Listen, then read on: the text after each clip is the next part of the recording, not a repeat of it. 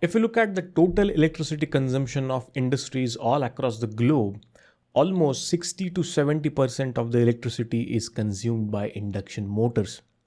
You take any industry, cement industry, textile, steel plant, chemical plant, or any other industry, you will find induction motor everywhere. And not only in the industries, even if you look at the regular machines that we use in our house, like fans, washing machines, air conditioners, water coolers, and many other application also uses induction motor. The question is, why are induction motors so popular?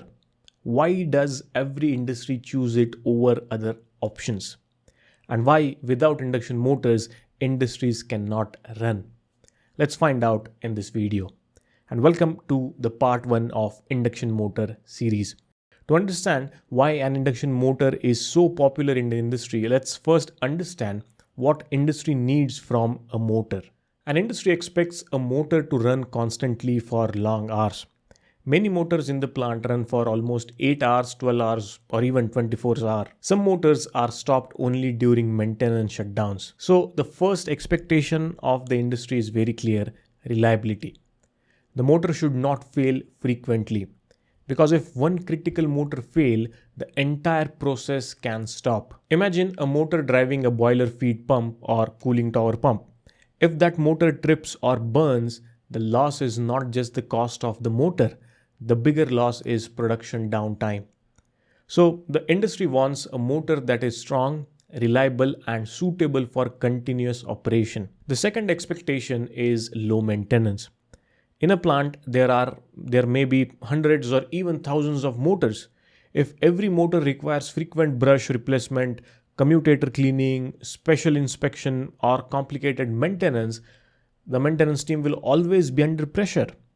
So the industry wants a motor that can run with minimum attention. The third expectation is rugged construction. Industrial environments are not always clean and comfortable.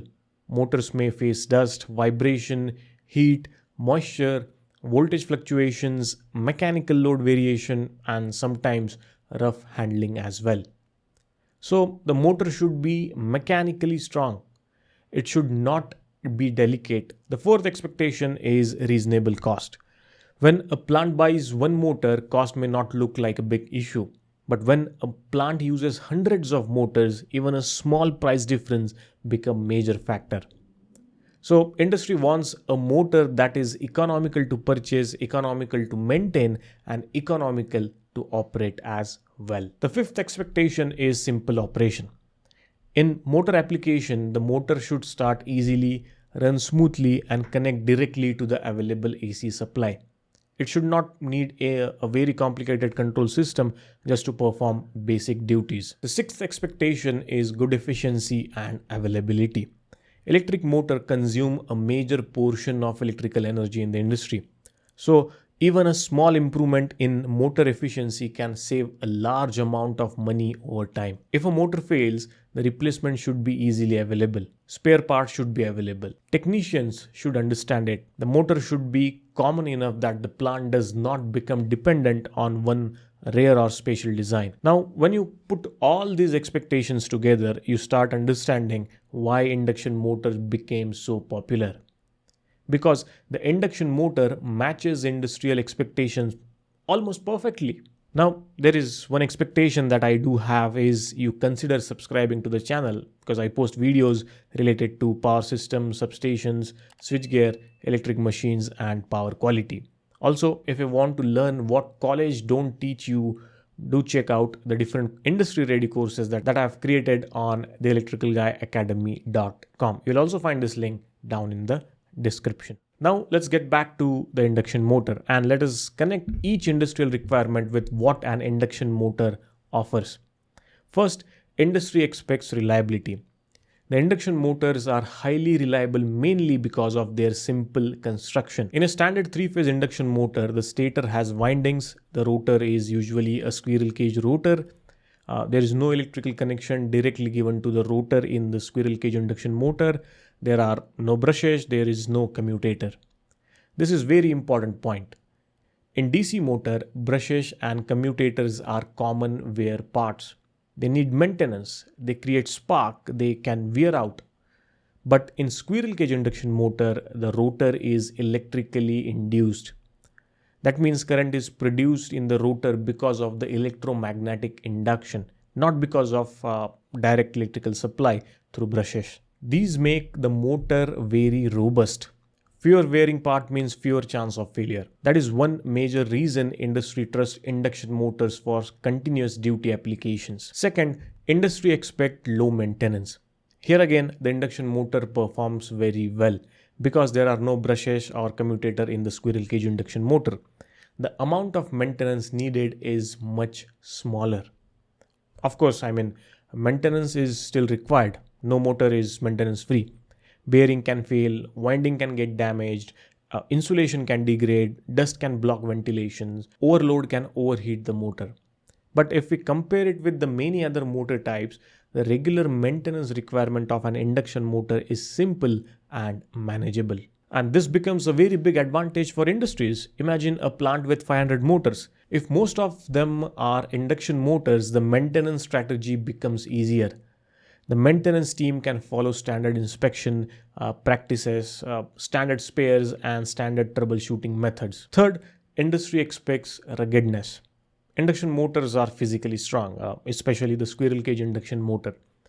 The rotor construction is simple and tough, so there are no delicate rotor windings in the common squirrel cage design. Because of this, the motor can handle harsh industrial conditions in a better way.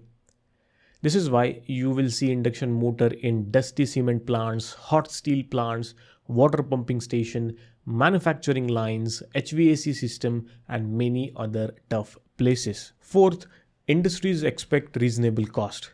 Induction motors are generally economical because their construction is simple and mass produced. Since they are used in huge numbers all over the world, manufacturing is standardized. This reduces cost. Also, because the design is simple, the cost of maintenance and repair is generally lower compared to more complex motor system.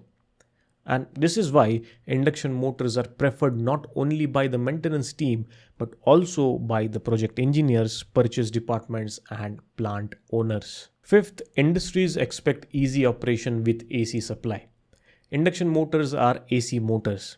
They can be directly connected to a three-phase AC supply depending on the application and starting method. This is another major advantage. Most industrial power distribution systems are AC system. So a three-phase induction motor naturally fits into the industrial electrical network. You don't need to provide any special arrangements there. For many applications, the motor can be started using direct online starter, star delta starter, soft starters, or variable frequency drives depending on rating, load requirement, and starting current limitation. This flexibility makes the induction motor very practical. Sixth expectation is industries expect good efficiency and availability. Modern induction motors are available in high efficiency classes. In continuous running application, efficiency is very important because the running cost of motor over its lifetime is usually much higher than the initial purchase cost. This is very important.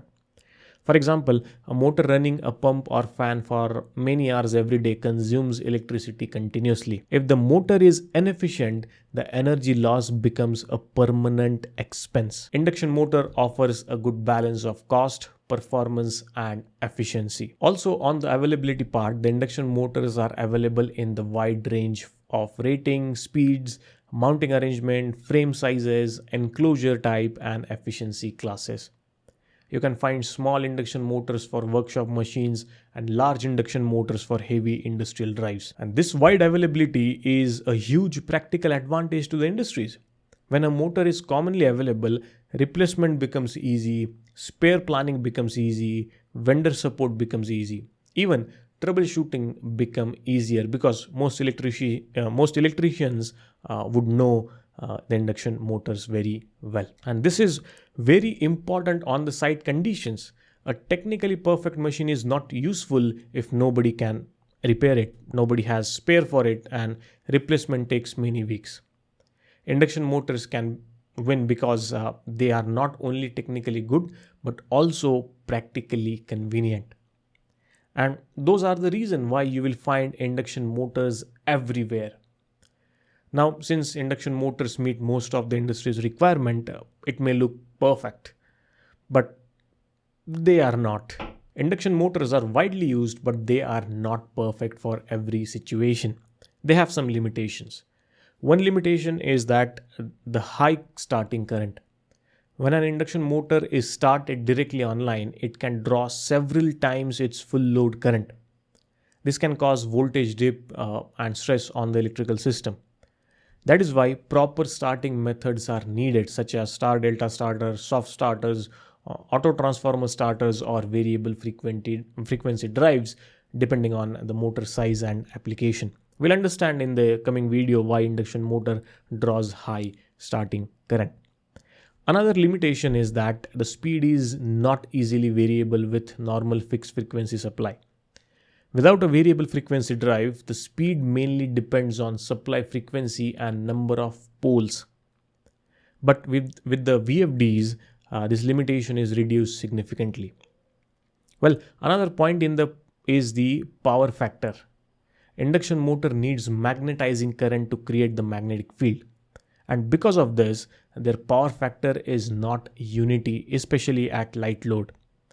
This is why industry uses proper motor sizing, capacitor bank, and power factor correction systems. Because if you don't correct that, you're gonna lose money there. Another limitation is that starting torque may not be sufficient for all applications, depending on the motor design and load type. For high starting torque application, especially rotor design, slip ring induction motors or other motor type may be selected. Now, in the next video, we'll understand how this famous induction motor works. And if you do not want to miss out on that update, consider subscribing to the channel. I'll give a link for the complete playlist on induction motor down in the description. You can definitely check that out. Thank you for watching, guys. I'll see you in the next one. But till then, keep watching, keep learning.